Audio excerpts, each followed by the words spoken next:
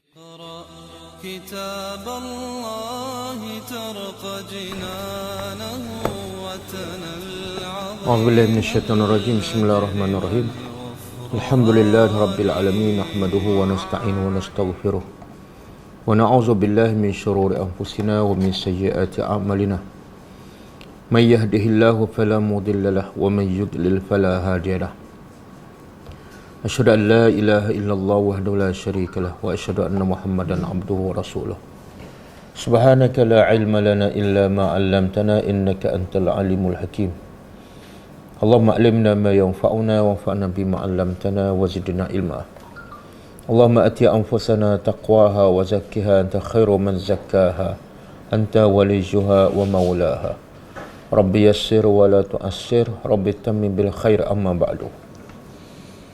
InsyaAllah hari ini kita sambung tadabbur surah Al-A'raf.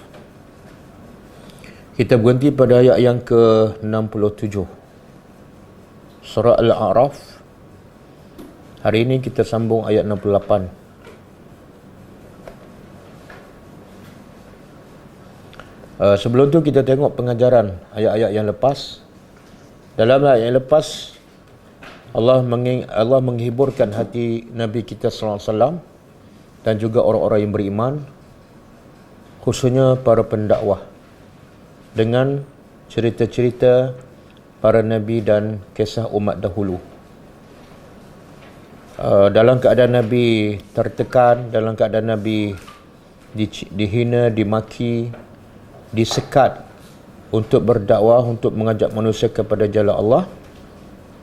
Ketika itu Allah menceritakan bagaimana Nabi dahulu, yang pertama ialah Nabi Nuh, juga ditekan, disekat, dihina, dimaki. Bahkan semua itu tidak sedikit pun melemahkan semangat Nabi Nuh ataupun menjadikan Nabi Nuh kecewa ataupun merajuk. Nabi Nuh terus sabar berdakwah menghadapi tentangan kaumnya dalam masa yang paling lama, iaitu 950 tahun. Jadi apa yang dihadapi oleh Nabi Muhammad SAW bukanlah benda baru dan bukanlah benda yang luar biasa yang tidak mampu dihadapi oleh manusia. Kemudian Allah cerita pula kisah yang kedua, iaitu kisah Nabi Hud AS. Kalau Nabi Nuh tempatnya di Palestin, maka Nabi Hud AS tempatnya ialah di Yaman. Dan kalau ikut tafsir, ulama mengatakan kaum Ad ni adalah kaum yang pertama yang ada kekuatan, yang ada kelebihan, yang ada kuasa setelah semua umat manusia mati dalam banjir besar ketika zaman Nabi Nuh. Jadi umat pertama yang muncul dan menonjol selepas ribu taufan zaman Nabi Nuh ialah kaum Ad. Sebab tu cerita kaum Ad disebut selepas cerita kaum Nabi Nuh. Ia adalah mengikut turutan. Okey, kelebihan kaum Ad Allah beritahu dalam ayat yang lepas ialah mereka diberi kekuatan fizikal. Kekuatan fizikal, dan ada dalam tafsir mengatakan tubuh badan kaum Ad ini 60 hasta, ada mengatakan sampai 100 hasta. Sebenarnya kekuatan fizikal pun adalah satu nikmat yang seharusnya manusia bersyukur kepada Allah. Sebab dengan kekuatan fizikal manusia boleh mencari rezeki mungkin lebih baik, kan? Dan mudah untuk mendapat kemenangan kalau berlaku apa-apa pertelingkahan ataupun pergaduhan.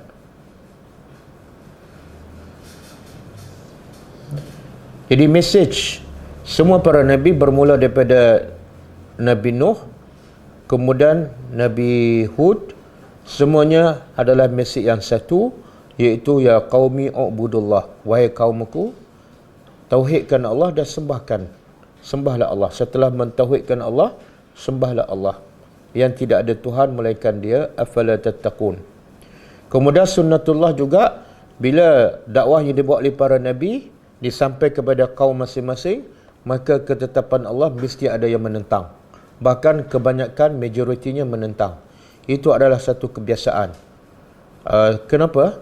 Sebab semua dakwah yang dibuat oleh para Nabi tidak disukai oleh nafsu. Jadi tak mungkin dakwah yang dibuat oleh para Nabi diterima dengan mudah. Sedangkan semua yang dibawa oleh Nabi adalah kebenaran yang semua nafsu tak suka. Jadi akan ditentang oleh kaum masing-masing. Bahkan mereka akan usaha, akan menyekat, bahkan akan membunuh para Nabi yang membawa kebenaran tersebut. Dan begitu juga para Nabi akan dituduh berbagai-bagai tuduhan. Kalau Nabi Nuh disebut dalam ayat yang lepas, Nabi Nuh dituduh sesat, Nabi Hud dituduh safahah, bodoh. Dan daripada pengajaran kisah dua Nabi ini, Allah mengajar kepada kita, khususnya kepada para pendakwah, akhlak yang terbaik. Akhlak terbaik bermula daripada para Nabi, para Rasul, yang seharusnya diikuti oleh para pendakwah, iaitu berlemah lembut, sabar, dan tidak membalas kejahatan musuh dengan kejahatan. Apa saja yang dituduh oleh musuh, bodoh ke, sesat ke, jangan sekali-kali kita sebagai pendakwah membalas perkataan yang sama. Sebab kita bukan penghukum, bukan kita pelabel, kita adalah pendakwah.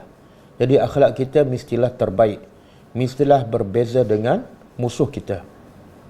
Kalau musuh kita tuduh kita sesat, kita pun tuduh mereka, maka kita dengan mereka adalah lebih kurang.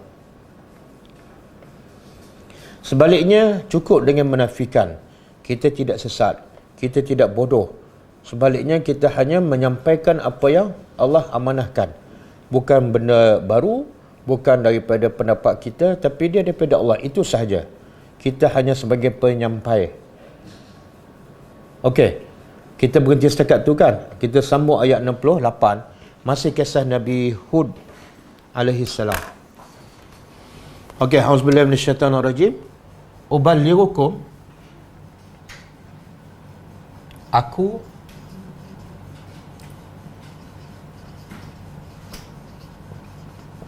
menyampaikan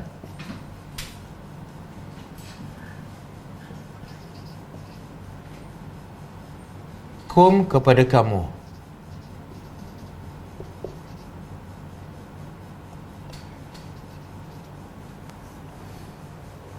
aku menyampaikan kepada kamu apa dia?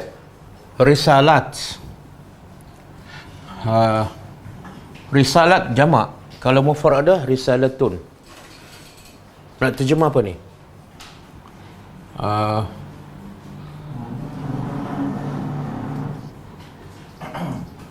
Risalah-risalah ataupun message Rabbi, penciptaku.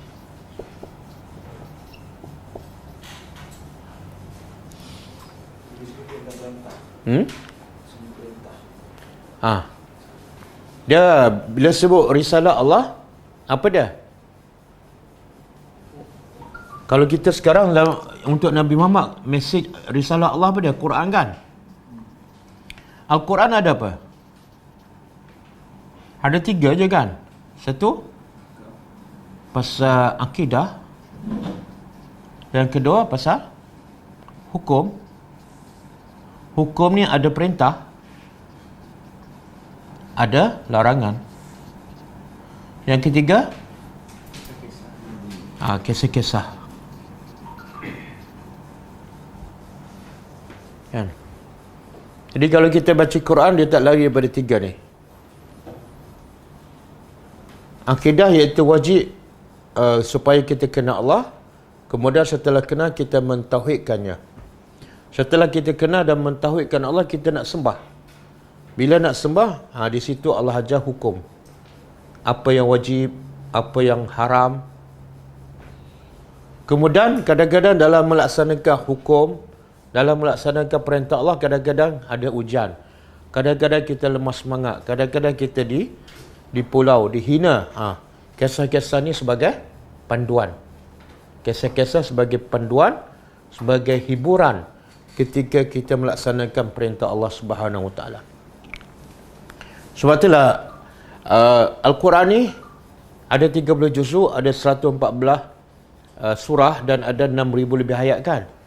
Tapi semua disimpulkan dalam surah surah Al-Fatihah. Jadi 30 juzuk tu diringkaskan, disimpulkan dalam Al-Fatihah. Dan sebab itulah kalau kita perasan dalam Fatihah ada 3 ni. Ada akidah, ada hukum, ada kisah. Okey, bila sebut risalati Rabbi, inilah. Okey, tengok Nabi Hud beritahu pada kaum dia, kaum Ad, kerja aku ialah hanya menyampaikan risalah Tuhanku. Dalam 3 perkataan ni, apa pengajaran? Apa pengajarannya? Setiap ayat wajib ada pengajaran. Dia tadabbur tak akan lengkap kalau tanpa ada pengajaran. Allah sebut apa dalam surah ni? Surah Sad ayat 29. Kitabun anzalnahu ilaika mubarakun liyadabbaru ayatihi, supaya mereka mentadabbur ayat-ayat Allah. Kemudian yang kedua, waliyatazakkara, supaya mereka mengambil tazkirah, peringatan. Oleh siapa? Ulul albab. Sekarang kita dah tadabbur, tugas utama ataupun satu-satunya tugas para nabi ialah menyampaikan risalah Tuhannya. Okey, itu tadabburnya. Tapi pengajarannya apa?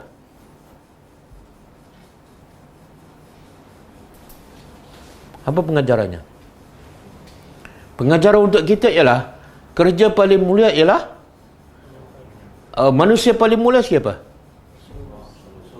Rasulullah dan para nabi kan. Kenapa mereka mulia? Kenapa mereka paling mulia? Sebab kerja mereka. Apa kerja mereka? Inilah menyampaikan risalah Tuhannya. Jadi pengajaran untuk kita apa dah? Kalau kita nak jadi orang paling mulia di sisi Allah, kita tidak ada pilihan. Maka sampaikan risalah Tuhan. Kalau nak jadi mulia di sisi Allah. Tapi kalau nak jadi mulia di sisi manusia, jangan buat kerja ni. Sebab buat kerja ni bukan dimuliakan manusia, tapi dihina, dibenci. Satu. Yang kedua, Allah sebut di sini, Nabi Hud disebut di sini, dia kata uballighukum. Kalau kita belajar bahasa Arab, uballighu ni fi'il apa? Fi'il apa? Dia fi'il ada berapa semua? Fi'il madhi, mudhari', amar. 3 kan? Sekarang fi'il apa ni? Uballighu. Mudhari'. Fi'il mudhari' menunjukkan apa? Sintesa. Jadi pengajarannya? Pengajarannya, kerja dakwah tak boleh buat bermusim. Kerja dakwah tak boleh buat bermusim. Kalau kita buat rumah kan, buat seminggu lepas tu tinggal. Lepas 2 bulan buat pula kan. Lepas tu tinggal. Lepas 3 bulan buat apa jadi rumah tu? Tak jadi kan? Boleh jadi rosak kan? Betul? Kalau rumah pun tak boleh buat sambil lewa ataupun part time, maka ini bukan nak buat rumah ni, nak buat apa ni? Nak bentuk hati manusia supaya betul-betul jadi manusia. Jadi kena buat kerja ni 24 jam. Boleh? Kalau Nabi Nuh, dia kata apa? Yau lailan wa nahara. Dakwah tu qaumi lailan wa nahara. Aku berdakwah pada kaum aku siang dan malam. Okey. 2. Pengajaran pertama tak dia apa? Kalau nak jadi orang paling mulia, sampaikan risalah Tuhan. Yang kedua, kerja yang paling mulia mesti dilakukan secara berterusan. Tak boleh sambilan. Sebab itulah banyak orang buat kerja part time kan, tak berkesan. Kan? Dia buat hujung minggu, dia buat hujung bulan, dia buat hujung tahun, dia buat musim cuti, tak berkesan. Tak berkesan. Kemudian, yang ketiga, bila kita berdakwah, wajib sampaikan hanya mesej daripada Tuhan je. Jangan sampai selain daripada tu. Jangan kata ini pendapat saya, ini pendapat guru saya. Itu dah tak betul. Itu bukan dakwah. Boleh faham? Kalau Nabi ni, Nabi dengan kita mana lebih baik? Nabi kan? Kalau Nabi pun hanya menyampaikan risalah Tuhannya, tak ada menyampaikan risalah Tuhanku dan juga pendapat aku. Tak ada. Nabi pun tak ada, maka kita jangan bagi pendapat kita dalam menyampaikan dakwah.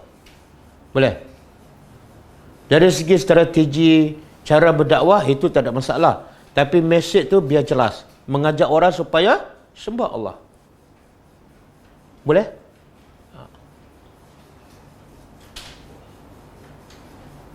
Yang ketiga, pengajaran yang keberapa?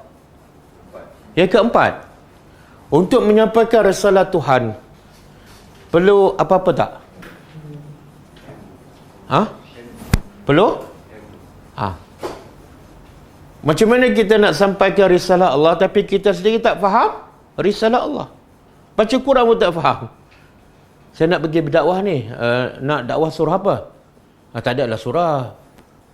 Kan? Nak ajak orang solat pun tak boleh. Sebab tu ramai tak mak bapak ajak anak solat tapi anak tak nak ikutkan. Antara sebabnya apa? Antara sebab apa? Sebab anak tu rasa macam yang suruh solat mak dia, bukan Tuhan. Betul kan? Alamak, nantilah sekejap kan. Dia ingat mak yang suruh. Kalau mak mengajak anaknya kepada risalah Tuhannya, dia cakap apa? Tuhan suruh solat. Kalau tak salat, Tuhan kata masuk neraka. Sebut Tuhan. Anak tak akan bantah, walaupun dia tak buat kan. Tapi kalau kita pergi solat, anak ingat kita yang suruh. Boleh? Jadi kalau nak sampaikan dakwah, jangan satu kena tahu Al-Quran. Sebab risalah Tuhan duduk dalam Al-Quran. Kena tadabbur dululah. Sebab tu ayat pertama turun sebelum Nabi berdakwah apa dia?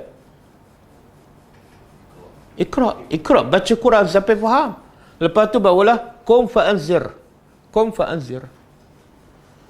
Jadi kalau satu lagi, Nabi pun tak ada bagi pendapat dia.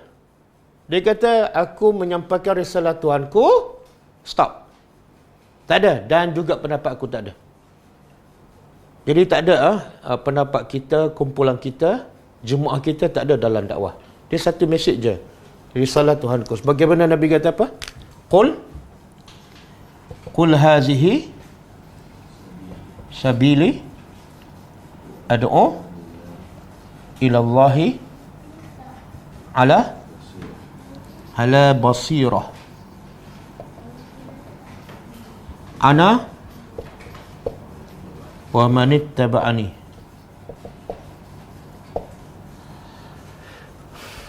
Cuba terjemah. Qul, katalah wahai Muhammad, Allah perintah pada Nabi, katalah, hazihi sabili, ini adalah jalanku. Jadi siapa mendakwa dia ikut jalan Nabi, dengar. Sama tak jalan Nabi dengan jalan dia? Ini adalah jalanku. Apa jalan aku? Ad'u ilallah. Aku sentiasa mengajak orang kepada Allah. Kepada Allah itulah risalah Rabbi. Dan di sini pun ad'u fi'il apa ni? Fi'il mudhari'. Sama, uballighu. Yang menunjukkan aku sentiasa. Betul kan? Pernah tak Nabi berhak daripada berdakwah? Tak. Aku mengajak manusia kepada Allah, bukan kepada aku. Jadi jangan fanatik pada Nabi Muhammad. Kadang-kadang orang setengah tu dia fanatik pada Nabi lebih pada Tuhan. Kan? Berselawat beribu-ribu, zikir 10 kali. Itu tak betul. Ala basirah. Dan aku mengajak manusia kepada Allah ala basirah. Apa makna basirah? Basirah daripada ni, basar. Apa makna basar? Lihat. Apa maksud dia? Apa maksud? Aku mengajak manusia kepada Allah atas penglihatan. Apa maksud? Bukan. Basirah ni ialah ni. Basirah ialah atas hujah-hujah yang jelas. Seolah hujah tu betul-betul nampak basirah. Bukan kosong. Boleh? Jadi nak mengajak orang kepada Allah mesti ada basirah. Apa basirahnya ni? Sebab itulah pelik kan, dia nak mengajak orang pada Allah tapi Quran tak faham. Dia baca buku macam-macam, berpuluh-puluh buku baca. Tapi bila baca Quran tak faham. Tapi nama dia pendakwah. Satu benda yang pelik. Kemudian, ana wa man ittaba'ani. Aku dan orang yang... Apa maksud ni? Apa maksud di hujung ni? Aku dan orang yang ikut aku. Ialah apa maksud? Ini jalan aku. Apa dia jalan aku? Aku mengajak orang kepada Allah berdasarkan bukti yang nyata. Aku dan orang yang ikut aku. Ha? Bukan. Kenapa ada ni? Wa man ittaba'ani. Aku dan orang yang ikut aku. Dakwah ila Allah. Macam mana aku dakwah, ikutlah cara macam mana aku dakwah, dan orang yang ikut cara aku dakwah. Tak jelas.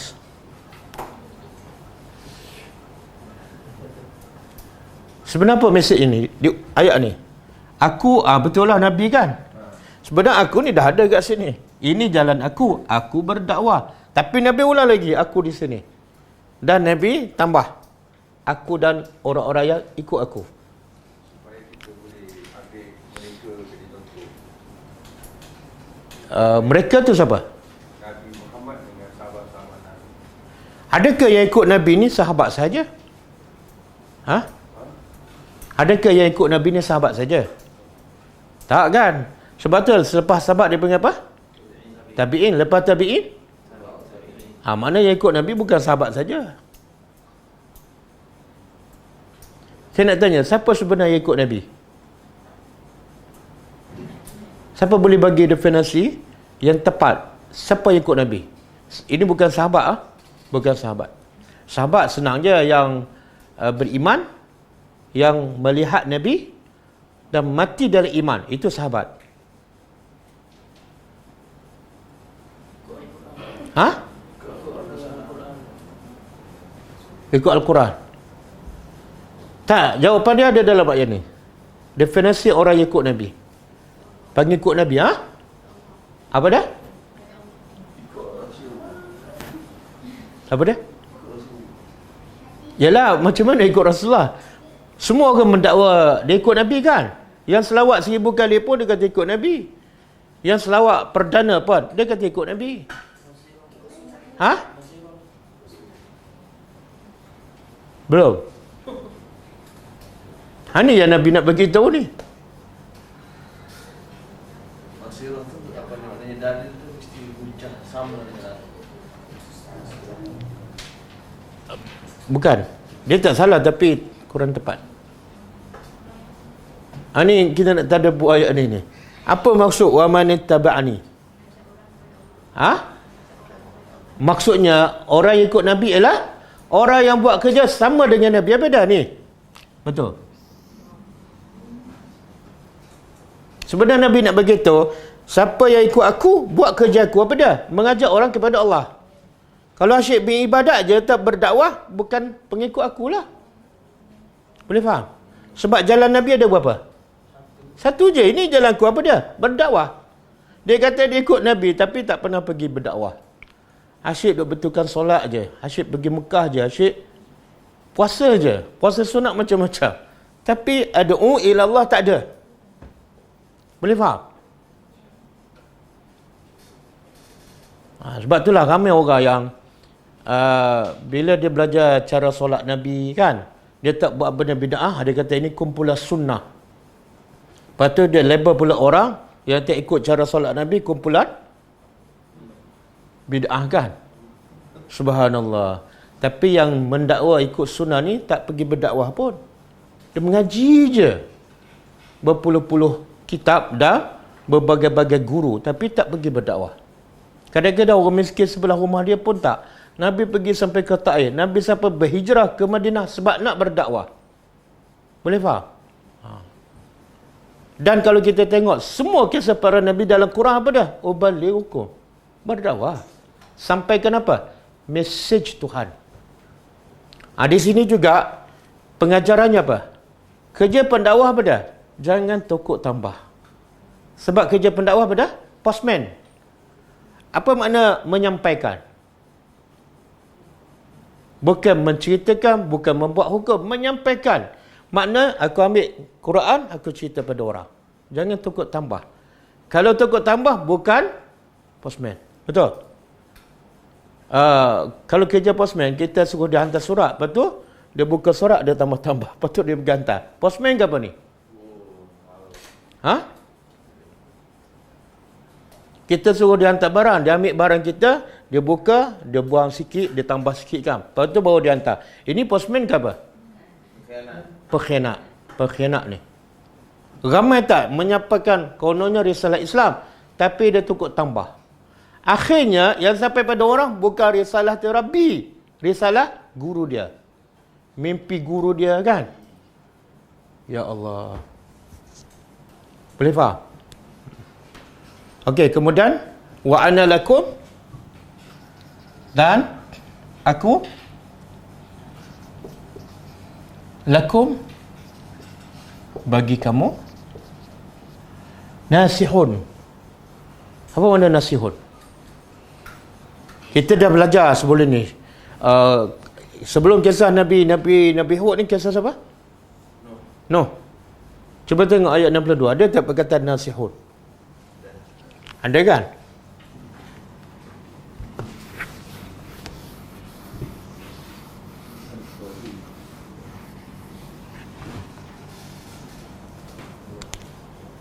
Ada? Dia kata apa? Wa ana? Dalam kisah Nabi Nuh, wa ana ansahu. Wa ansahu lakum. Tengok beza.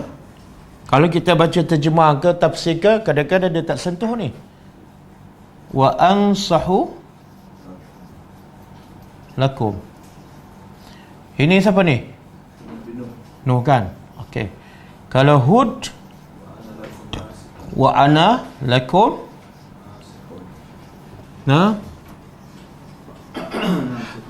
nasihun amin. Okey, kalau kita belajar bahasa Arab lah. Ansahu ni fi'il apa? Ansahu fi'il apa? Tak. Ada fi'il, ada 3, ada 2 salah, 1 mesti betul lah. Fi'il mudhari' lah. Ansahu fi'il mudhari'. Yani nasihun dia panggil isim fa'il. Isim fa'il ni macam kita kata qari kan. Qari. Dia kalau mudhari' aqra'u. Aqra'u fi'il mudhari'. Aku sentiasa baca. Kalau qari pembaca. Tengok beza bahasa Arab. Sebab tu Quran dipilih, Quran diturun dalam bahasa Arab. Sebab bahasa Arab cukup unik dan cukup mendalam makna dia. Bahasa Melayu tak boleh diturunkan dalam Al-Quran, tak boleh turun dalam bahasa Melayu. Tahu sebab apa? Apa dia? Kalau Quran turun dalam bahasa Melayu agak apa jadi? Lagi orang tak faham Quran.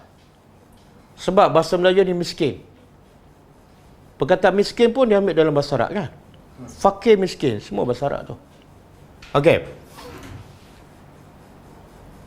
Kita tengok aqra'u fi'il mudhari'. Saya sentiasa membaca. Qari pembaca. Okey?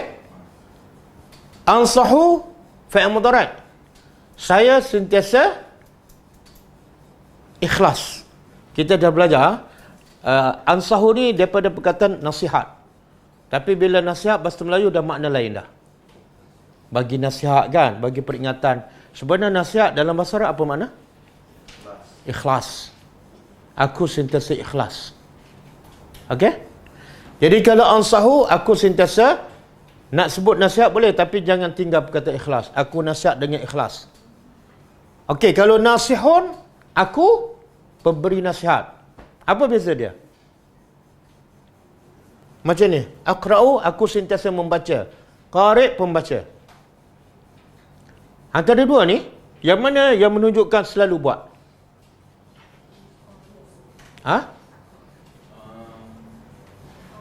Satu fi'il mudhari', aku sentiasa membaca. Yang kedua, qari'un. Qari'un ni pembaca. Dia dalam bahasa Arab, kalau isim fa'il, qari'un ni dipanggil isim fa'il, iaitu sifat. Kalau orang tu suka menulis, dia panggil apa? Katibun. Katibun. Jadi antara qari' dengan aqra'u, yang mana kerap? Fi'il mudhari' kan? Kenapa? Sebab fi'il mudhari' dia menunjukkan sentiasa. Yang ni menunjukkan sifat dia pembaca, tapi belum tentu dia selalu membaca. Yang ni katibun, sifat dia penulis. Ada tak penulis pagi tulis, petang tulis, minggu depan tulis, setiap hari tulis? Ada? Ada ke tak ada? Mana ada? Mana ada? Dia tu seorang penulis buku. Adakah maksud pagi, petang, siang, malam? Tak. Okey. Jadi dalam tafsir, Nabi Nuh guna ansahu. Nabi Hud nasihun.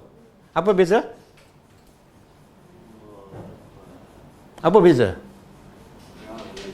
Yang tu sentiasa, yang ni ada hari dan nasihat. Sebab apa Nabi Nuh ansahu? Sebab dia 950 tahun. Lailan wa nahara. Sebab tu dia guna fi'il. Makna kekerapan dia dan tempoh dia lagi lama daripada dengan Nabi Hud. Okey. Boleh Jadi kita nak terjemah apa ni? Wa ana, dan aku bagi kamu adalah ikhlas. Yang lebih tepat ialah ikhlas. Ikhlas dalam apa ni? Ni. Uballighukum, dalam menyampaikan risalah Tuhanku kepada kamu, aku ikhlas. Dalam buat apa saja kebaikan, semuanya aku buat kerana Allah. Tidak langsung kerana habuan dunia. Sebab tu Nabi tak boleh ambil upah, kan? Bahkan Allah tanya Nabi Muhammad, am tas'aluhum ajrah, adakah kamu minta upah daripada orang musyrik Mekah sehingga mereka menjadi alasan untuk mereka tak nak beriman? Adakah begitu? Tak. Nabi tak ambil upah. Sebab apa? Sebab bila ambil upah, ada setengah orang akan menjadikan alasan. Alasan apa? Kami tak nak faham Quran. Kenapa? Kena bayar.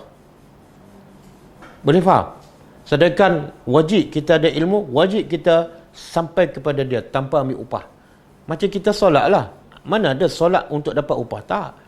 Wajib menyampaikan Quran sama dengan hukum wajib solat. Bahkan Nabi sampaikan Quran dah berapa lama barulah diwajibkan solat. Betul? Dah lebih kurang 11 tahun Nabi sampaikan Quran, barulah turun ayat wajib solat. Okey?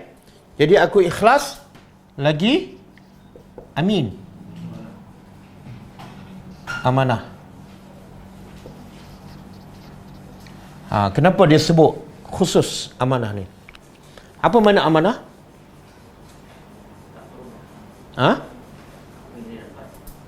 Amanah mana dia menjaga hak yang diberi kepadanya, dan juga amanah tanggungjawab yang wajib disampaikan pada orang dia laksanakan tanpa ubah, tanpa melewatkan. Sebab itulah salah satu sifat malaikat yang menurunkan Al-Quran. Apa dia? Sifat. Allah sebut sifat dia. Nazala bihi ar-ruhu al-amin. Yang menyampaikan Quran kepada Nabi Muhammad ialah nazala bihi, dibawa dengannya, dengan Al-Quran, oleh siapa? Ruh, iaitu Jibril.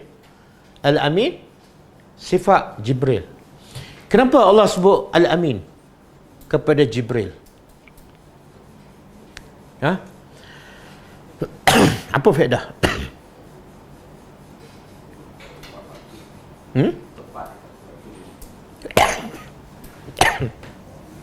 Al-amin ni, pertama, Jibril akan sampaikan kepada Nabi sama dengan apa yang Allah perintahkan, tanpa tambah, tanpa kurang. Satu. Itu makna amin. Yang kedua,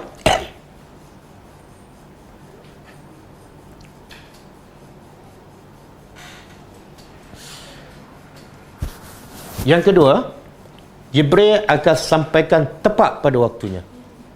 Kalau Allah kata sampaikan wahyu pada Muhammad pukul 8 tepat, 8 tepat Jibril sampaikan. Dia tak ada terlewatkan 8-5 minit baru sampai, ataupun sampai awal lagi, tak ada. Tepat pada waktu. Dan yang ketiga, tepat pada orangnya. Pada orangnya. Tak adalah Jibril dia tersilapkan nak bagi pada Nabi, tapi tiba-tiba bagi pada Ali. Kan ada orang Syiah kan, orang Syiah kata Jibril ini pengkhianat. Sebab apa? Wahyu tu sepatut dia sampai pada Ali. Kan? Tak. Allah kata Jibril adalah orang yang amanah. Dia sampai pada orang yang memang betul-betul perlu diterimakan. Ya? Ajal maut. Macam mana?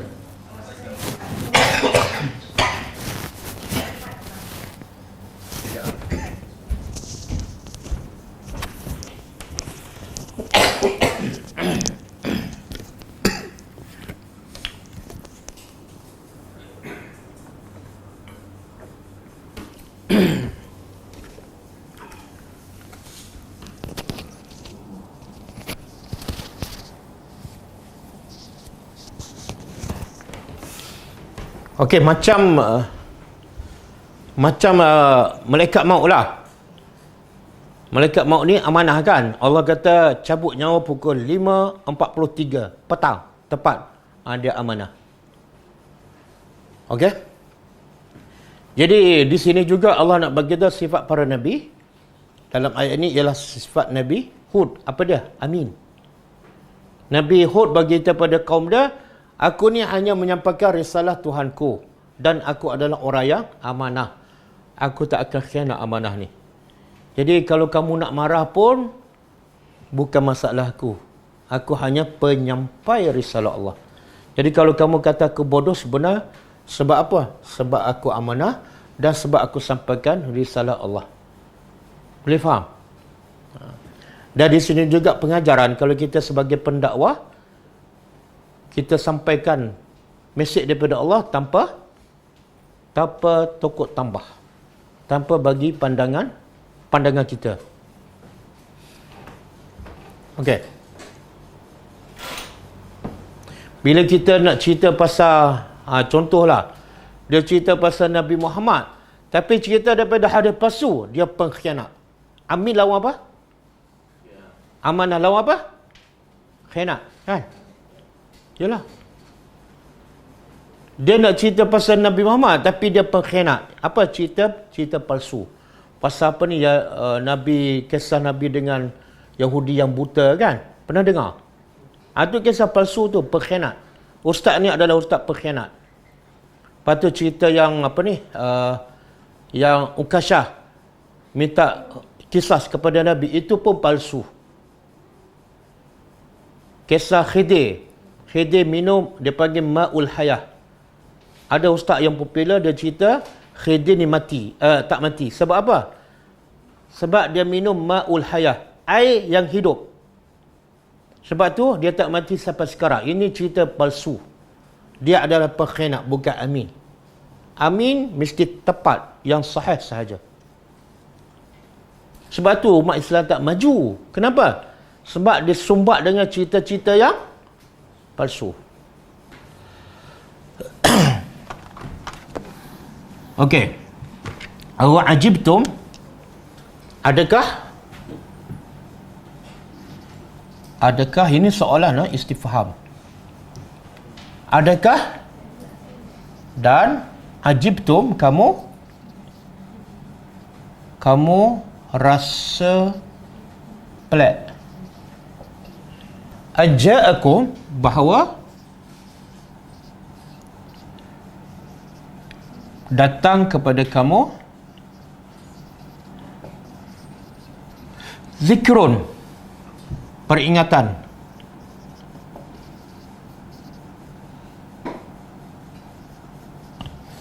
min rabbikum, dari Rabbikum, pencipta kamu.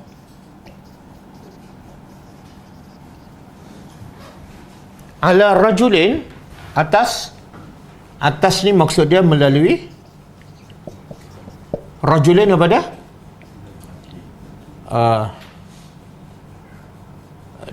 Dia bahasa Arab kalau nakirah. Rajulun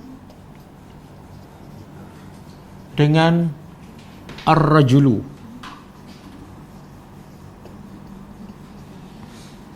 Beza tak? Beza tak?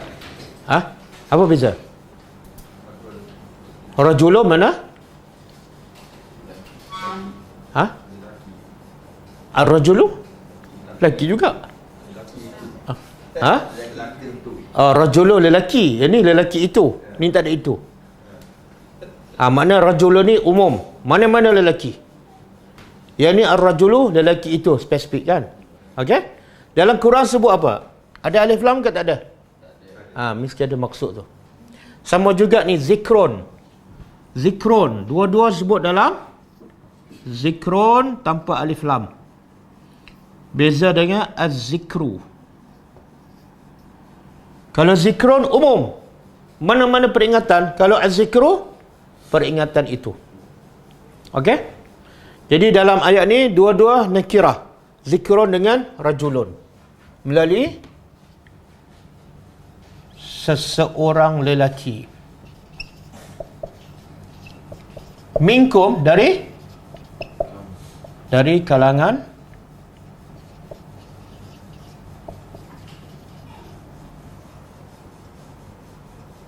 untuk apa? Liyunzirakum, untuk dia memberi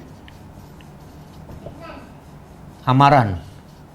Inzar ni lebih kepada amaran kepada kamu.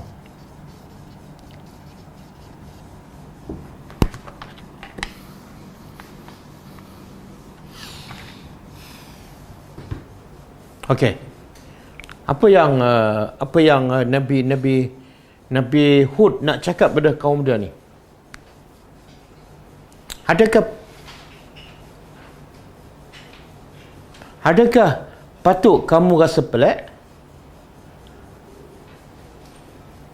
datang kepada kamu peringatan daripada Tuhan kamu melalui seorang lelaki di kalangan kamu, dan tugasnya untuk memberi peringatan je, beri peringatan kepada apa-apa bahaya. Kenapa kamu rasa pelik? Jadi sebenarnya apa yang Allah nak bagi tahu ni?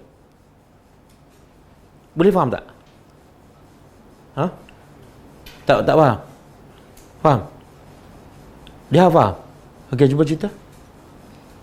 Allah dah bagi satu munasabah.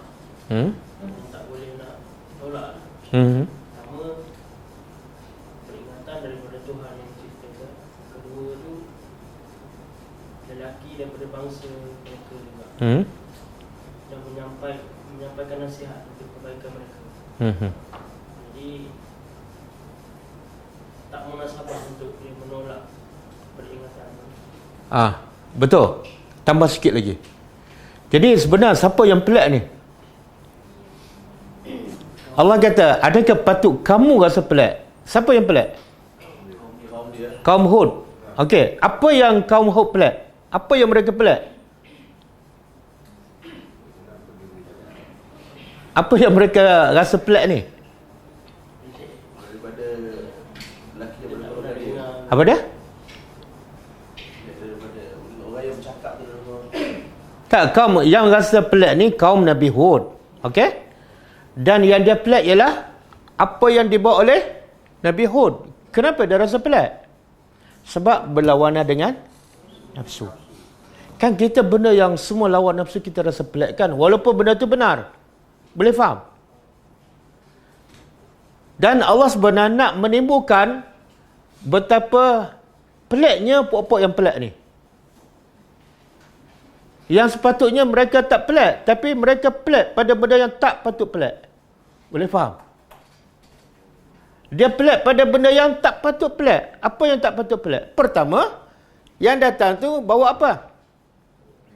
Peringatan. Peringatan daripada siapa? Tengok Allah sebut zikru umum kan. Makna apa? Peringatan tak penting. Yang penting daripada apa? Dia daripada Tuhan kamu. Yang kedua, dibawa oleh siapa? Allah tak sebut ar-rajulu, lelaki itu. Allah tak sebut Nabi. Yang penting apa dah? Lelaki itu bawa daripada Rabbikum. Makna pengajarannya apa? Bila orang mengajak kita kepada kebaikan, jangan tengok orang. Tengok apa? Dia cakap apa ni? Dia cakap Quran kan? Quran daripada siapa? Tuhan kamu. Kalau dia bawa daripada Tuhan kamu, kamu ni hamba dia, wajib kamu dengar. Walaupun yang bawa tu budak kecil. Tengok Quran nak mengajar kita. Jangan tengok pada orang. Tapi tengok apa yang... Sebab tu Allah sebut dalam bentuk nakirah umum. Mana-mana lelaki. Yang penting dia bawa min rabbikum. Okey. Kemudian lelaki ni pula, yang penting dia adalah minkum, dari kalangan kaum Nabi Hud ni. Kenal tak Nabi Hud? Mana tahu dia kenal?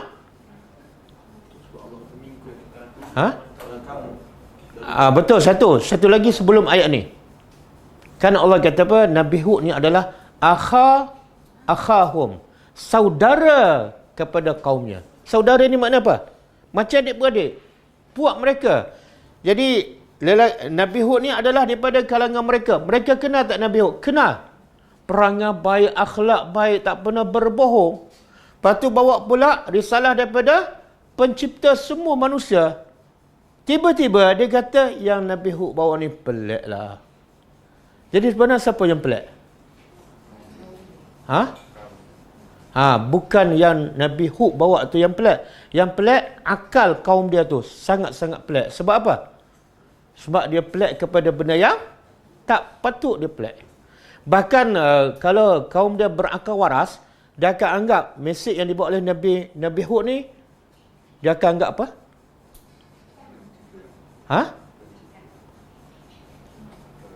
Bukan setakat dia tak akan anggap pelik. Kalau dia fahamlah, dia anggap satu nikmat. Kenapa? Saya nak tanya. Kalau kita nak berjalan, ada lubang kat depan. Orang tu bagi peringatan, bang, ada lubang kat depan. Kita kata, bodohlah kamu ni. Patut kita kata apa pada orang yang tunjuk lubang ni? Terima kasih. Tiba-tiba saya kata, kamu ni pelik lah. Kenapa nak larang aku? Jadi sebenarnya siapa yang pelik? Otak dia tu. Boleh faham tak? Saya kata, jomlah pergi sekolah semua. Kamu tak belajar ni jahil. Susah. Peliklah kamu ni. Kenapa suruh aku pergi sekolah? Boleh faham? Macam itulah. Nabi Hud kata, kamu kalau tak sembah Allah masuk neraka. Apa kamu buat kerja pelik ni? Pelik. Sekarang ramai tak orang pelik pada kebenaran? Ramai kan? Ramai. Kita cerita Quran je, ni tak pernah dengar. Pelik ni, mazhab baru. Samalah. Sebenarnya Allah nak beritahu, inilah sunnatullah. Bila kita bawa yang benar-benar daripada Allah, yang mereka tak pernah dengar, dan bercanggah dengan amalan mereka, mereka anggap yang benar tu pelik. Yang salah tu dah jadi biasa. Yang mungkar dirasakan ma'ruf, yang ma'ruf dirasakan mungkar. Betul tak? Betul? Saya pun kadang-kadang ada juga tak dibenarkan ceramah. Sebab apa? Sebab yang saya cakap tu Quran. Risalati Rabbi. Jadi, dia rasa saya yang pelik. Saya rasa dia 10 kali pelik. Sebab apa? Dia tak suka pada risalata Rabbi. Kan?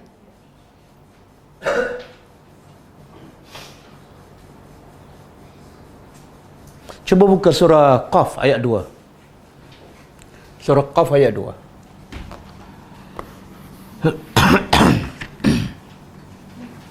Bal ajibu an ja'ahu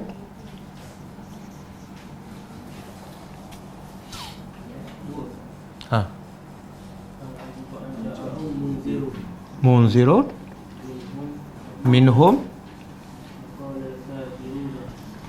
فقال الكافرون هذا شيء عجيب هذا شيء عجيب. شيء عجيب. Okey, tengok Allah kata apa? Bal, bahkan. Ajibu, mereka rasa pelik. Siapa ni? Orang musyrikin Mekah. Apa yang dia rasa pelik ni? Bukan orang melompat kat udara, bukan orang berjalan atas air. Yang dia rasa pelik ialah anja'ahu munzirun. Datang kepada mereka munzirun, pemberi peringatan. Dan pemberi peringatan tu minhum, daripada kalangan mereka. Orang musyrikin kenal tak Nabi Muhammad? Dia puji tak Nabi Muhammad sebelum dilantik sebagai Rasul? Dia percaya tak? Dia gelarkan apa? Orang yang dia percaya, orang yang dia bagi gelaran Al-Amin, tiba-tiba cerita pasal akhirat, dia ajibu. Peliklah cerita pasal akhirat. Bahkan faqala al-kafirun, telah berkata orang kafir, haza syai'un, yang Muhammad bawa ni benda yang pelik. Jadi dia pelik kepada benda yang tak sepatutnya dia rasa pelik. Kenapa dia pelik pada benda yang tak sepatut dia rasa pelik? Kenapa? Apa masalah?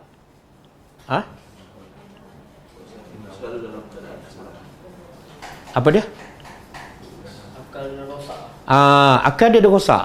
Bila akal dia rosak, akal dia sendiri pelik. Benda yang tak pelik pun dia rasa pelik.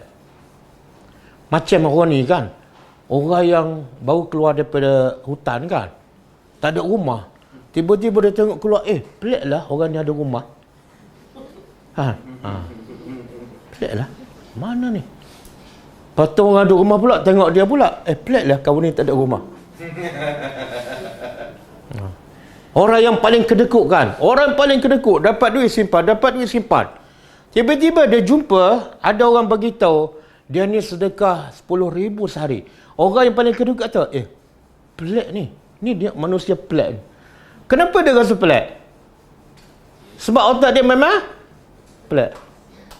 Padahal orang kalau dah dia yakin pada akhirat, dia sedekah 10,000 bukan benda yang pelik. Betul tak?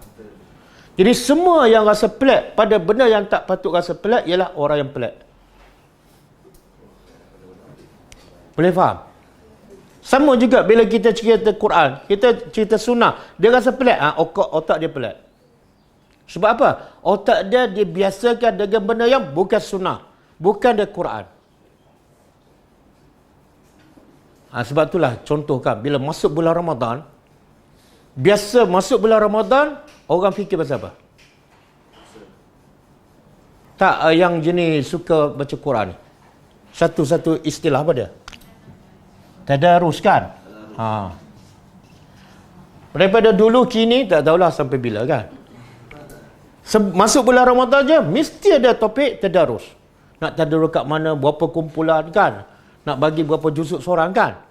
Tiba-tiba saya kata tak boleh tadarus, kena tadabbur. Dia kata ustaz ni pelik ni. Ustaz ni pelik. Boleh faham tak? Kenapa? Sebab yang saya cakap tu berlawanan dengan apa yang biasa mereka buat. Padahal yang saya cakap tu wajib ke sunat? Yang dia buat tadarus beramai-ramai, wajib ke sunat? Wajib pun tak, sunat pun tak. Kalau dia buat alasan tadarus sunat, bagi dalil. Ustaz, Nabi tadarus dengan Jibril. Nabi tadarus dengan Jibril itu bukan sunnah Nabi. Kalau itu sunnah Nabi, sahabat yang pertama akan ikut. Okey, ada tak sahabat yang bertadarus beramai-ramai? Ada? Ada ke tak ada? Tengok tak tahu? Tak tahu. Tak ada. Kalau tak ada, itu bukan sunnah Nabi. Itu khas untuk Nabi. Sebab apa Nabi perlu tadarus oleh Jibril? Sebab Nabi tak tahu membaca. Jadi perlukan Jibril untuk cek balik hafazan Nabi. Sebab tu Jibril tak tadarus dengan Abu Bakar. Jibril tak tadarus dengan Umar. Boleh faham? Umar pun tak minta pada Nabi, ya Rasulullah, bagilah sama kami Jibril tu, kami nak tadarus dengan. Tak, itu khas untuk Nabi. Kemudian Nabi tadarus dengan Jibril dalam keadaan Nabi dah faham tak Quran? Dia faham. Kamu dah 20 tahun tadarus, tak faham lagi. Boleh faham? Ini saya cakap macam ni, orang kata saya pelik tak?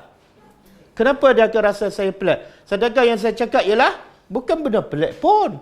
Saya nak suruh orang faham kata-kata Allah. Pelik ke? Saya bagi analogi. Dia tak faham kata-kata cikgu dia kan? Pergi tiap-tiap hari, tak faham. Besok pergi lagi. Minggu depan pergi lagi. Tahun depan pergi lagi. Saya pun bagi tahu. Kamu sebenarnya jangan pergi sekolah saja. Kena belajar bahasa, bagaimana nak faham bahasa cikgu tu. Oh, dia kata, ustaz ni pelik lah. Kami dah lama macam tu. Pergi tak faham. Pergi tak faham. Tak ada siapa tegur pun. Boleh faham? Jadi dia baca Quran setiap hari tak faham. Berpuluh tahun. Tiba-tiba saya kata kena faham. Ya ustaz ni pelik lah. Nak suruh orang faham Quran. Boleh faham tak? Boleh faham cikgu-cikgu? Boleh faham? Nanti orang kecok kata, saya adalah syai'un ajib. Okey. Okey, satu lagi saya nak tengok. Saya nak bagi tahu yang dalam Quran, orang kafir anggap Quran ni pelik. Dan akhirnya dia tolak kan? Okey. Ada satu golongan pula, makhluk Allah, dia anggap Quran ni pelik. Tapi dengan sebab dia rasa pelik lah, dia semakin nak dengar Quran dan semakin dia nak ikut Quran. Sebab Quran ni satu kata-kata yang luar biasa. Siapa? Siapa? Siapa ni yang rasa Quran pelik tapi dia ikut? Orang kafir rasa pelik, dia tolak. Siapa? Jin. Jin kata apa? Kena dengar juga kata-kata jin. Jangan dengar kata manusia je. Qul uhiya ilayya. Ini kata-kata jin. Qul uhiya ilayya annahu istama'a nafarun. Annahu surah jin ayat 1. Annahu istama'a nafarun minal jinni qalu inna sami'na Qur'anan ajaba. Lepas tu yahdi ila rusydi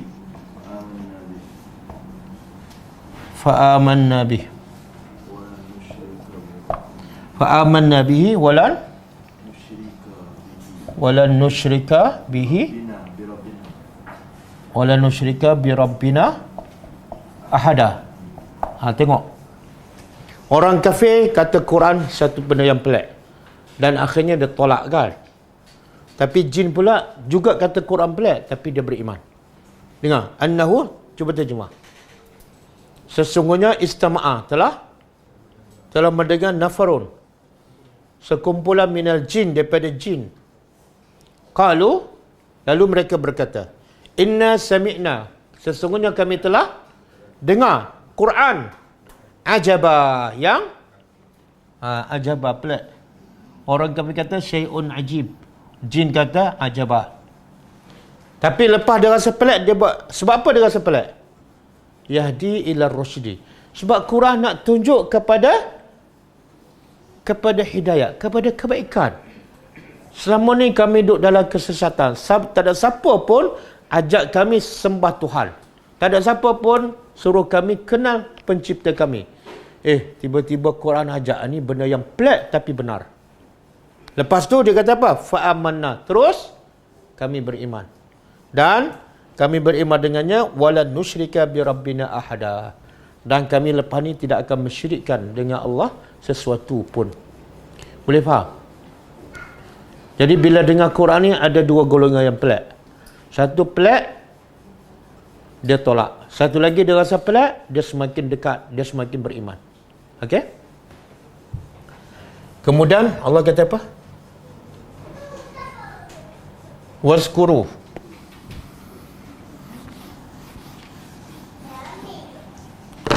Wazkuru dan ingatlah. Ingatlah oleh kamu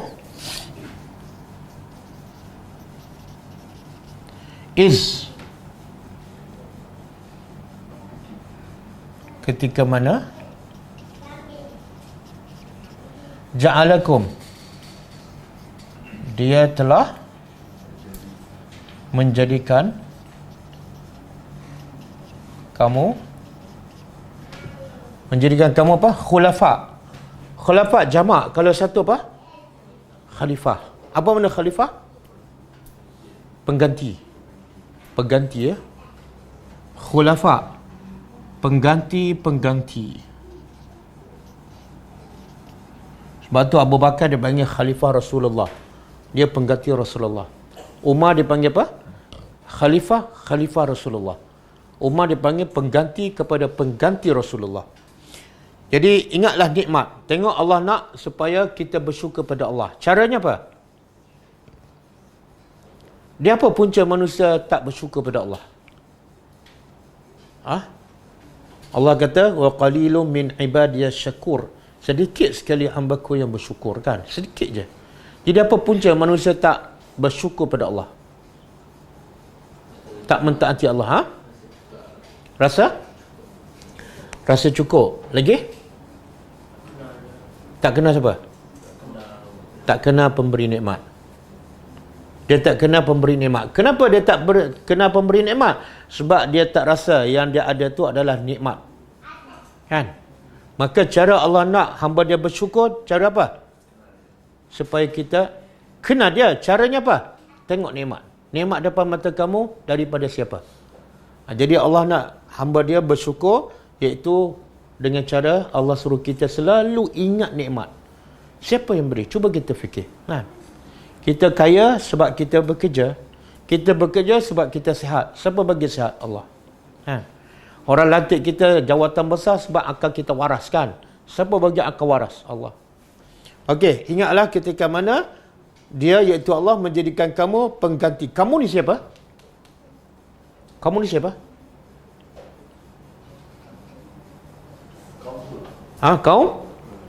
Kaum Nabi Hud, iaitu Ad. Kaum Ad. Allah menjadikan kaum Ad sebagai pengganti min dari ba'di, selepas kaum Nuh. Ini ayat juga sebagai bukti bahawa kaum Ad ni adalah datang selepas kaum Nabi Nuh. Jadi nikmat apa ni Allah bagi pada kaum Ad? Apa nikmat dia? Allah lantik mereka sebagai pengganti kepada kaum Nabi Nuh. Mereka diberi kuasa, dan ada lagi Allah sebut ni, wazadakum, dan nikmat seterusnya ialah dia menambahkan kepada kamu fil khalqi, dalam ciptaan. Bastah. Apa makna bastah? Bastah asal dia basata. Kan? Ada tak salah satu nama Allah yang berasal daripada huruf basinta? Ada. Al-Basit. Apa makna Al-Basit? Apa dia? Kuat sikit. Yang melapangkan, yang melimpahkan. Kan? Lawan dia? Yang menyempitkan. Yang innallah yabsutur rizqa. Allah yang meluaskan rezeki. Okey? Jadi kalau tengok sini, kalau kita jumpa dalam Quran, dia tulis sad, tapi atas dia sin. Apa tu? Menunjukkan apa tu? Bukan sakta. Sakta ni kena berhenti. Ente nak baca berhenti tak? Basta. Bukan, ini bukan sakta. Apa ni? Allah nak bagi tu huruf asal dia sin. Ni. Ini asal dia. Dia bukan asal dia basata. Tak, basata. Bila sin ke atas ni, huruf asal dia sin. Tapi kenapa tulis sad? Dan kenapa dibaca sad?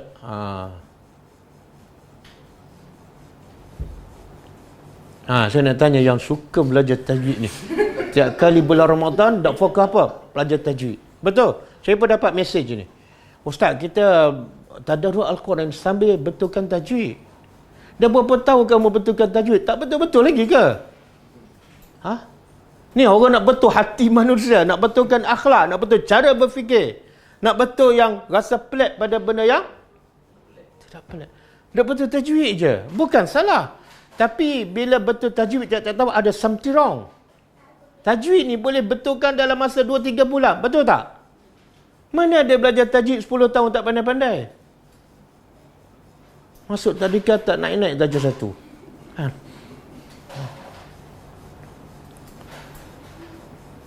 Okey. Dia bila tengok cuba baca. Saya tulis sin huruf asal dia. Cuba baca. Bas toh. Susah ke senang nak sebut? Bas toh. Ha? Lidah Melayu tak sama lidah Arab. Ha? Okey, cuba bezakan. Yang ni sebut bastah. Yang ni bastah. Antara dua ni yang mana lebih mudah sebut? Bastah ke bastah? Ha? Sad kan? Yang ni susah sikit, kenapa? Bukan. Dia bahasa Arab, dia mudah kaedah bahasa Arab. Kalau susah nak sebut, dia tukar. Dia sini huruf nipis kan? Bas. Tiba-tiba lepas sin nak tukar pada ta, tebal. Susah. Bastah. Dia tukar huruf yang sin dengan sad ni, makhraj dia sama. Makhraj dia sama. Jadi supaya mudah, daripada sin nak pergi kepada ta, dia tukar sad. Jadi sad kepada ta lebih mudah. Bastah. Dengan bas, sebut nipis, lepas tu nak tebalkan balik. Boleh faham? Ya Allah. Kaedah bahasa Arab sama dengan kaedah Islam. Iaitu, bila susah ada kelonggaran. Bila musafir boleh qasar. Kan? Yang susah-susah tu siapa? Kamulah. Agama tak susah. Kan? Nak susah betulkan tajwid sampai 10 tahun. Tajwid tak susah pun. Kan? Solat okey je. Tapi bila masuk Ramadan macam baru nak belajar tajwid kan. Ustaz, bila kita baca kawan tu tegur kan, kita pun tegur. Saya tanya dah berapa tahun dia tegur kamu? Berapa tahun dah? Makna kamu tak pandai-pandai, kamu ada masalah ni. Tegur pula benda yang sama. Gunnah 2 harakah. Benda yang sama 5 tahun tak faham-faham. Ada masalah tak? Kalau kita, anak kita duduk tadika je 5 tahun. Kita teruskan sekolah tu ataupun tukar sekolah?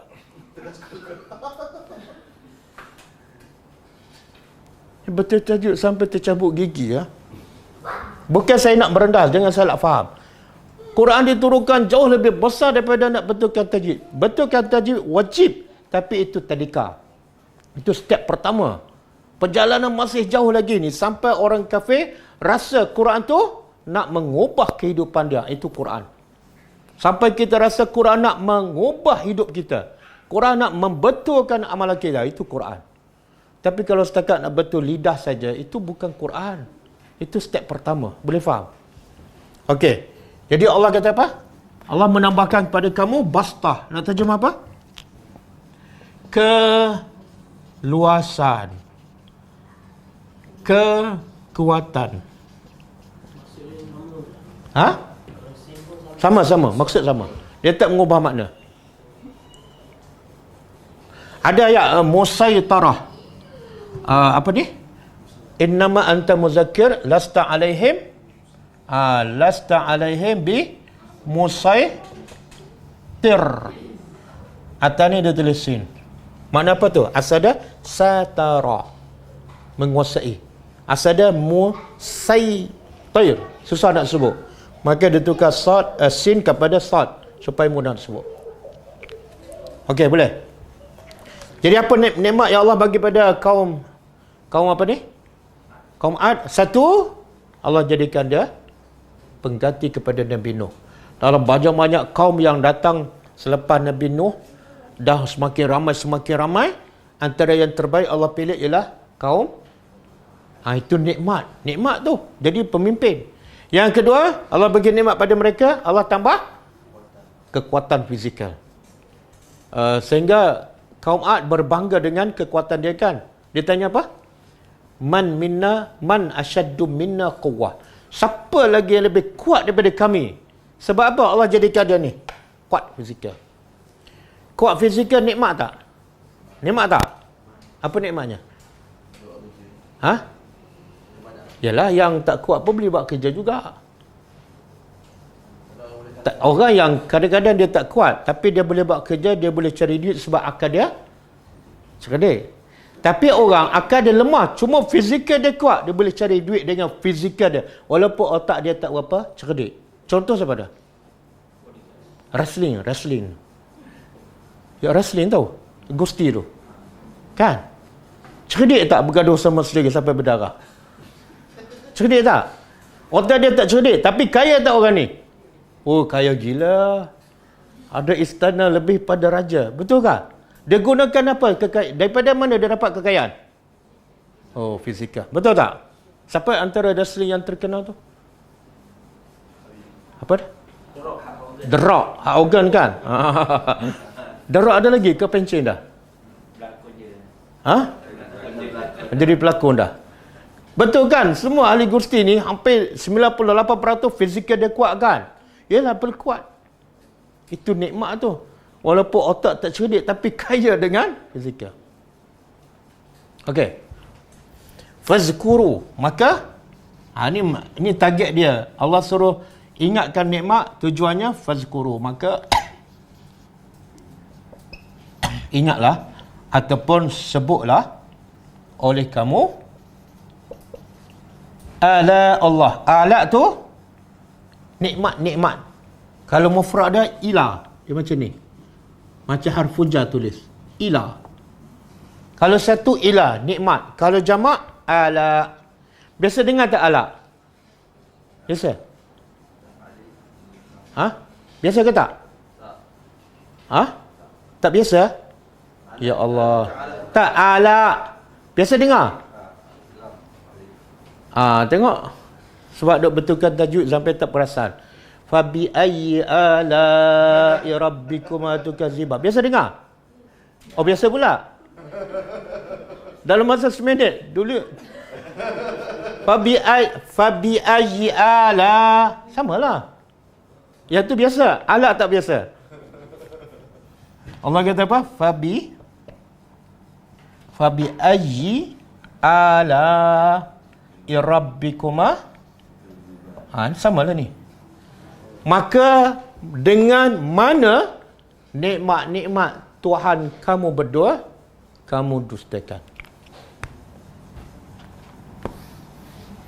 Fazkuru, maka ingatlah oleh kamu nikmat-nikmat Allah, la'allakum, semoga kamu berjaya. Oh, nikmat. Nikmat apa ni? Nikmat faham ayat Allah. Tengok Allah nak bagi siapa? Hujung Allah kata apa? Semoga kamu berjaya. Apa maksud berjaya? Semua orang nak berjaya kan? Tapi berjaya kadang-kadang tak sama dengan yang di sisi Allah. Berjaya jadi kaya, berjaya jadi sihat, berjaya jadi pembesar. Tapi yang berjaya di sisi Allah apa dia? Apa dia? Kuat-kuat sikit. Ha?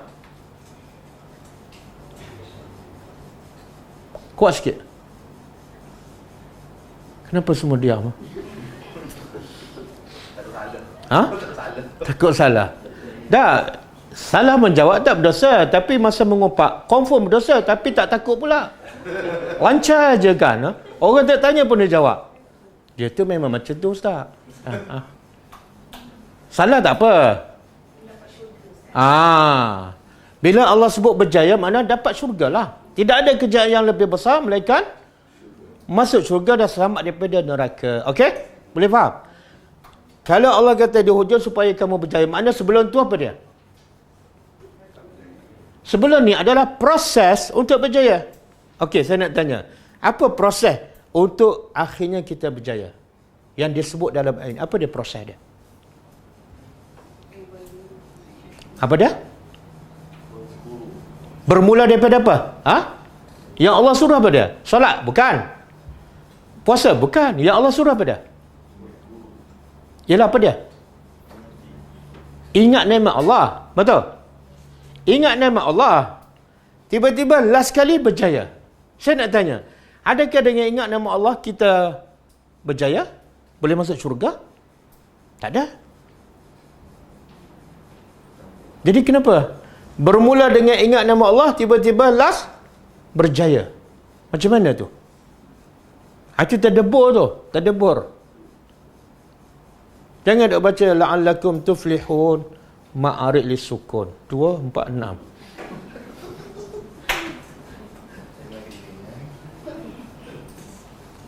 Apa dia? Siapa boleh cerita? Ni. Ramai orang tahu perasaan nak berjaya masuk universiti. Perasaan nak berjaya jadi jutawan. Perasaan nak berjaya buka sekolah. Tapi tak ramai tahu perasaan nak berjaya masuk syurga. Dan Allah sebut dalam satu ayat ni je. Solat tak ada, puasa tak ada. Bermula dengan ingat nama Allah, kamu berjaya. Macam mana tu? Tapi dia mesti melepasi proses. Apa dia? Dia mesti melepasi proses. Yalah, apa dia? What is the process tu? Bukan Speaking cik. Apa dia? Apa proses tu? kadang Nabi Umar dan kena ambil tindak. Maknanya dia kena ikut macam mana yang Nabi buat sebagai Tak, saya nak hurai mengikut ayat ni. Ayat ni Allah perintah apa dia mula-mula? Ingatlah nikmat dia kan. Di hujung Allah kata, kamu berjaya. Seolah Allah nak beritahu kalau kamu ingat nikmat aku, kamu pasti akan berjaya. Macam mana? Nampak macam mudah je. maknanya dia wajib melaksanakan apa yang Rasulullah kata daripada ayat. Macam mana dia boleh melaksanakan apa yang Nabi cakap? Dengan ikhra' bismi rabbikal ladzi khalaq. Bukan. Itu dah huraian panjang tu. Itu kena ambil masa panjang. Nikmat Allah Al-Quran. Ha? So, bila kita berjaya memahami Al-Quran tu, daripada nikmat Al-Quran tu yang boleh membawa kita berjaya untuk syurga. Tapi proses tu macam mana? Kena faham. Ha? Dia tak salah tu, tak salah. Tapi dalam ayat ni disebut oleh siapa ni? Ibnu Ashur. Oh, sebab tu bila saya baca tafsir rasa nikmat. Rasa baca 4-5 jam satu hari pun rasa seronok. Tak rasa penat. Kenapa? Sebab kita faham ayat yang secara mendalam. Rasa seronok, rasa puas. Okey, jawapan dia macam ni. Dah puas dah. Doktor Wana. Ada jawapan? Tengok Allah jangan ambil ayat lain. Sebenarnya jawapan dalam ayat ni. Allah kata, ingatlah nikmat yang Allah bagi kepada kamu. Apa dia? Kepimpinan, badan fizikal kuat kan? Dengan kamu ingat nikmat ni, kamu akan berjaya. Makna apa? Saya nak tanya, orang bila ingat nama Allah, dia akan ingat pada siapa? Pencipta. Bila dia ingat pada pencipta dan dia rasa pencipta ni banyak sangat bagi nikmat, pencipta ni sayang sangat pada dia, dia akan buat apa pada pencipta? Dia akan taat sebagai balas jasa. Betul tak? Maknanya nak masuk syurga kena taat. Tapi nak taat kena pencipta. Nak kena pencipta kena nikmat. Nikmat daripada siapa ni? Semua yang tak bersyukur sebab dia tak rasa nikmat daripada Allah. Dia rasa daripada dia. Betul tak? Ini penat lelah saya. Jadi saya nak berseronok. Bercuti. Ya Allah. Boleh faham? Jadi nak masuk syurga kena taat. Nak taat kena Tuhan. Nak kena Tuhan kena nikmat Allah. Boleh? Okey, cukup Jadi kita ada masa 6 minit lagi. Saya tak sempat baca buku ni, dosa-dosa yang dianggap biasa. Kita jawab soalan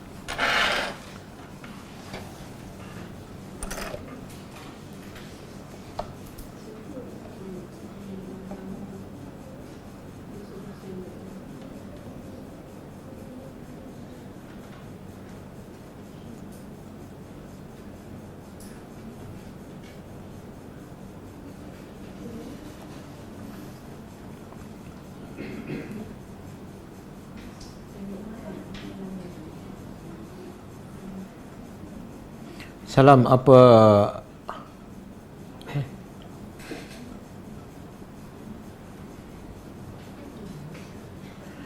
Okey.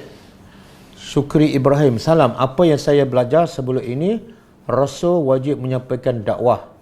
Nabi tidak wajib menyampaikan dakwah. Betul? Betul. Sebab itulah semua Rasul adalah Nabi. Tapi bukan semua Nabi mesti Rasul. Sebab itulah Rasul pertama bukan Nabi Adam. Nabi Adam tak pernah dipanggil Rasul. Dia adalah Nabi sahaja. Sebab itu dia tak wajib sampaikan pada kaum. Kaum dia pun tak ada. Rasul pertama ialah Nabi Nuh AS. Boleh Ustaz bagi dalil Al-Quran tentang tadabbur Al-Quran lebih tadarus dan lain-lain ibadat?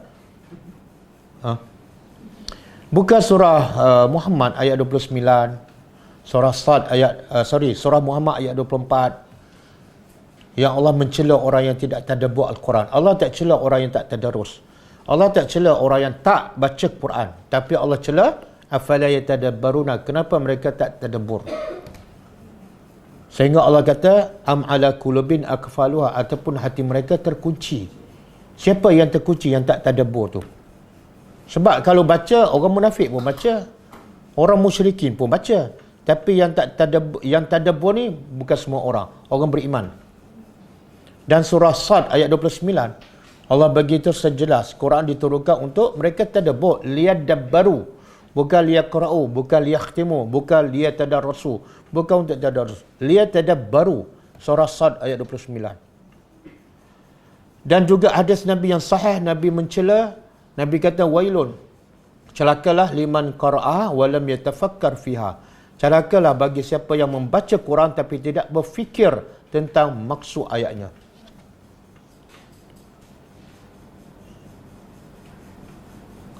Sepatut saya tanya dalil ni, ada dalil tak wajib tadarus? Bagi-bagi dalil pada saya, wajib tadarus. Jangan buat alasan dalil Nabi tadarus dengan Jibril. Itu bukan sunnah Nabi. Buktinya, tak ada seorang pun sahabat ikut tadarus. Masing-masing baca. Bahkan, kita mazhab Syafi'i kan? Kita mazhab Syafi'i kan? Betul? Kita tahu tak Imam Syafi'i baca Quran khatam berapa kali sehari?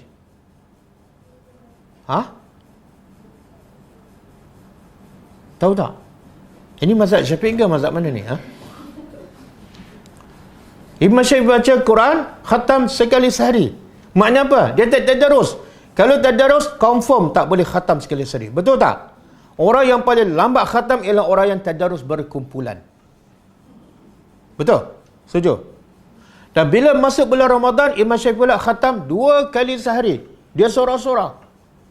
Jadi imam kita, mazhab kita pun tak tadarus ramai. Dia faham, kemudian fokus baca sorang-sorang. Itu lebih ikhlas. Itu lebih kita menjiwai Al-Quran. Saya bukan tak suka pada tadarus. Tadarus satu proses untuk pergi pada satu tanggungjawab yang lebih besar dan berat. Jangan tadarus sepanjang masa, sepanjang tahun. Sampai mati tadaruskan. Jangan. Kemungkinan bulan Ramadan Ustaz, yang satu ayat tu diberi ganjaran lebih. Macam mana? Satu ayat apabila kita baca surah Al-Quran, pahalanya kan berlipat ganda. Kemungkinan begitu. Okey. Saya setuju dengan teori itu. Orang berlomba nak baca Quran di bulan Ramadan, satu huruf 10 pahala kan? Maka di bulan Ramadan, berganda kan? Saya setuju 100% dengan teori itu. Kalau betul kamu baca Quran di bulan Ramadan sebab nak pahala banyak, baca seorang-seorang lagi banyak. Betul tak? Kalau kamu baca tadarus berkumpulan, kamu dapat sikit je. Kamu tak akan khatam seorang-seorang. Betul? Setiap orang tu mungkin ada 5 juzuk je. Subhanallah. Kata nak pahala, bacalah seorang-seorang. Khatam seorang-seorang. Lagi banyak. Betul? Guna hujah yang sama. Sebab itulah Nabi, para sahabat, salafus salih bila masuk bulan Sya'ban je, mereka tutup kedai, mereka fokus tadabbur Al-Quran dan baca Quran masing-masing. Masuk bulan Ramadan, mereka fokus baca Quran masing-masing. Sebab apa? Satu, lagi banyak dia dapat. Dia baca seorang-seorang. Yang kedua, lagi ikhlas. Kan? Ni kalau baca tadarus ramai-ramai kadang-kadang tak ikhlas. Nak tunggu kawan tu pula slow. Patut khatam hari ni, dah jadi 3 hari delay kan? Jadi akhirnya tak ikhlas.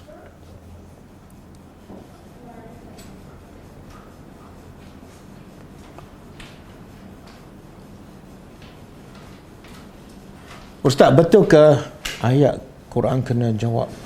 Apa ni? Betul ke? Keten apa?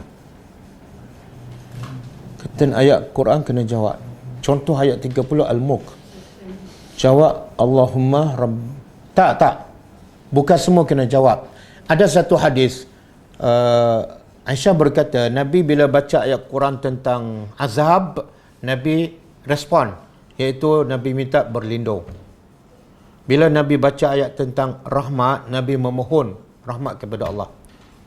Jadi kita nak respon ayat Quran mesti kena fahamlah. Jangan jawab sembarangan. Semua dijawabkan. Ayat azab pun dia kata amin.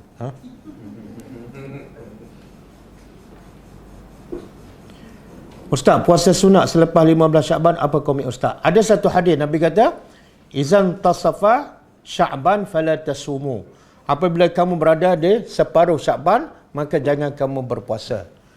Ada pendapat mengatakan itu hadis sahih, tapi ada mengatakan dhaif. Okey? Kita ambil pendapat yang mengatakan sahih. Dia mengatakan sahih ni ialah maksud Nabi larang tu bukan larang menunjukkan haram berpuasa. Nabi larang ni khusus kepada siapa? Orang yang tak pernah puasa sebelum 15 Sya'ban. Bila tak pernah puasa 15 Sya'ban, Isnin kami pun tak pernah, tiba-tiba lepas 15 Sya'ban dia baru nak start puasa. Takut apa? Takut terkejut, pensan kan? Sedangkan dah Ramadan dah dekat. Tiba-tiba dia ada pancik dah. Sebab apa? Dia nak start puasa dah dekat-dekat Ramadan. Tak sempat nak bersedia. Jadi kalau nak bersedia untuk Ramadan, kena ambil awal Sya'ban. Okey? Tapi bagi siapa yang dah puasa sebelum 15 Sya'ban, dia boleh teruskan lepas 15 Sya'ban. Siapa yang dah biasa puasa Isnin Khamis, dia boleh teruskan puasa Isnin Khamis selepas 15 Sya'ban. Tidak ada masalah.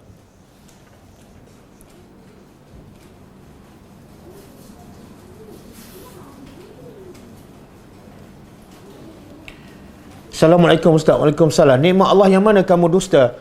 Minta Ustaz beri pencerahan. Itu surah apa tu? Surah apa? Fabi ayyi ala'i rabbikuma tukadziban. Surah Ar-Rahman. Nama surah tu ialah Ar-Rahman. Apa makna Ar-Rahman? Allah yang Maha Penyayang. Sebab itulah surah tu dinamakan Ar-Rahman, sebab dalam surah tu banyak Allah sebut tentang kasih sayang Allah. Apa dah? Nikmat Allah cipta matahari, nikmat Allah cipta bintang, nikmat Allah cipta macam-macam tumbuhan. Dan nikmat yang pertama yang Allah sebut pada Ar-Rahman, Allamal Quran. Kan? Jadi intipati surah Ar-Rahman ialah Allah nak beritahu Allah sangat sayang kepada hamba-Nya dengan Allah sebut berbagai-bagai nikmat. Maka lepas sebut satu nikmat Allah tanya, "Wa bi ayyi ala'i rabbikuma tukadziban?" Nikmat mana satu lagi yang kamu kufur kepada Allah ni? Nikmat apa lagi? Nikmat matahari. Nikmat matahari orang kafir pun dapat nikmat tu. Nikmat tumbuhan, orang yang syirik pun dapat nikmat. Tak ada sebab kamu nak kufur. Boleh faham? Sebab tu ulama kata ayat fa bi ayyi ala'i rabbikuma tukadziban bukan berulang. Dia Allah sebut, setelah Allah sebut satu nikmat, Allah sebut fa bi ayyi ala. Lepas sebut satu nikmat lain, Allah sebut lagi fa bi ayyi ala'i rabbikuma tukadziban.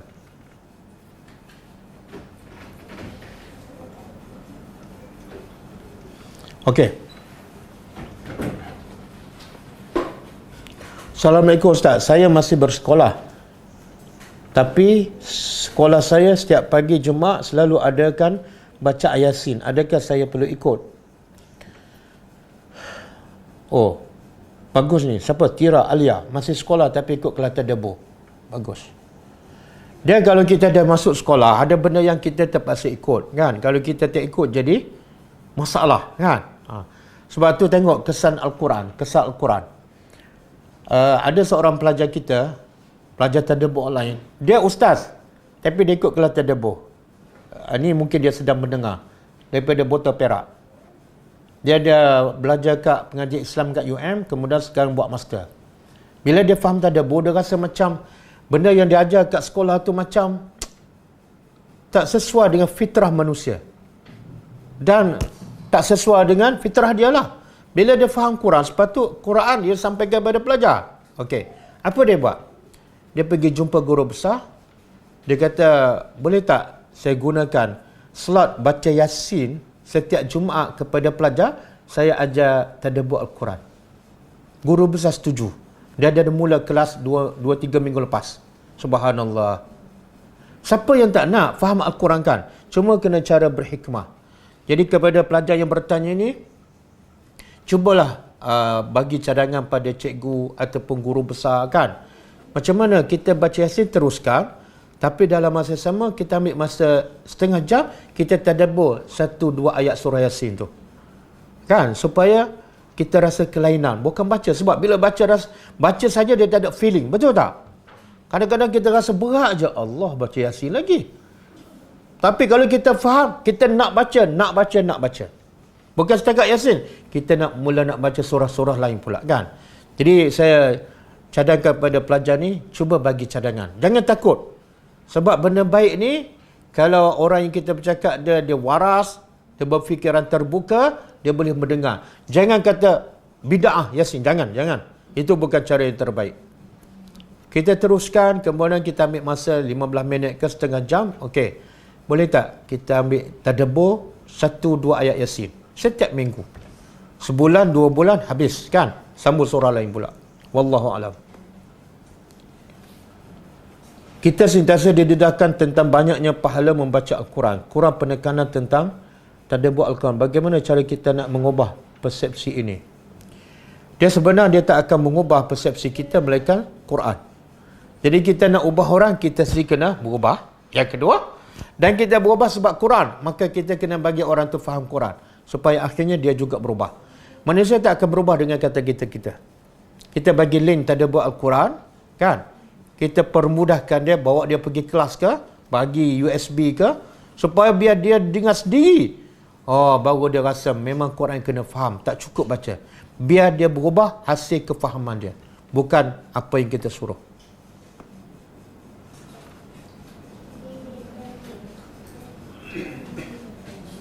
Ustaz, apakah first step kita nak ajar tadabbur dengan keluarga terdekat? Bolehkah tiru sebiji apa yang Ustaz sampaikan? Sebab masih lagi belum fasih dalam bahasa Arab. Boleh nak tiru sebiji ke, 2 biji ke, 3 biji pun boleh. Tak ada masalah.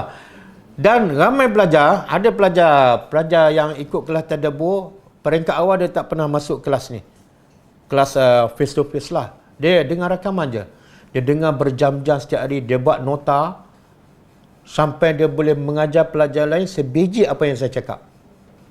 Dan kita dah jumpa dia, kita dah test dia sebiji.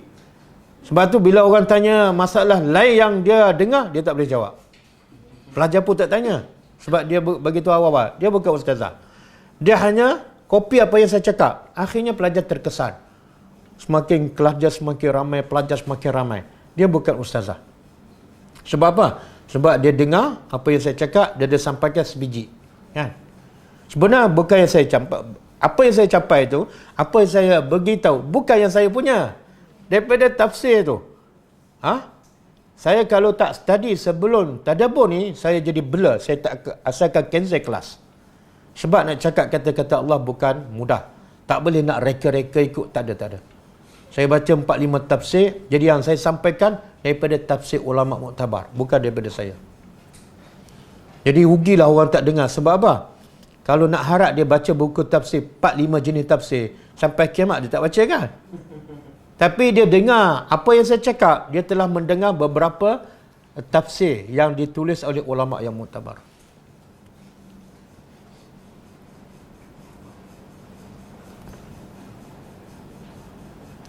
Apakah pendekatan Ustaz gunakan memang mudah faham? Saya gunakan cara ahli tafsir yang saya baca tu. Bila saya baca, dia tafsir tu mudah faham. Cara itulah saya guna untuk orang mudah faham juga. Sebagaimana saya mudah faham baca kitab dia, saya jadikan apa yang dia cakap sehingga saya mudah faham, itu yang saya sampaikan. Sebab tu orang mudah faham. Jadi orang mudah faham sebab gaya cara saya guna cara ahli kitab tafsir tu.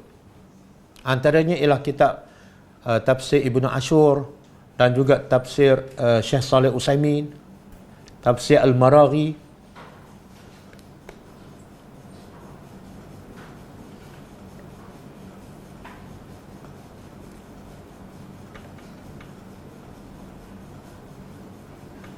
Okey, cukup ah.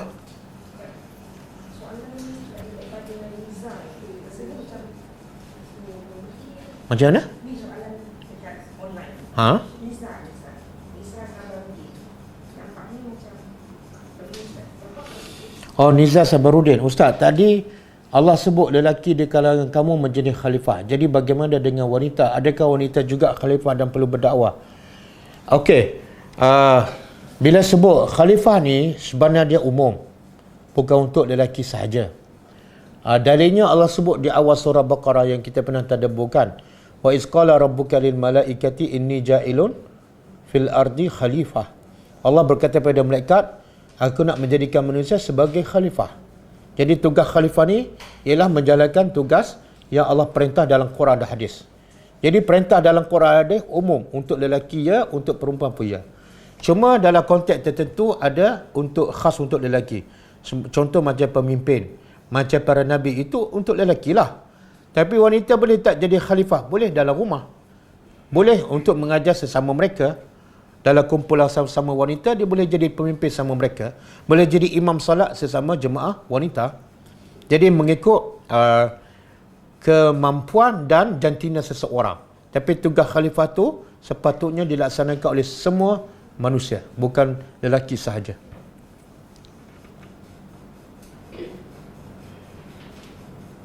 Okey, cukup ah.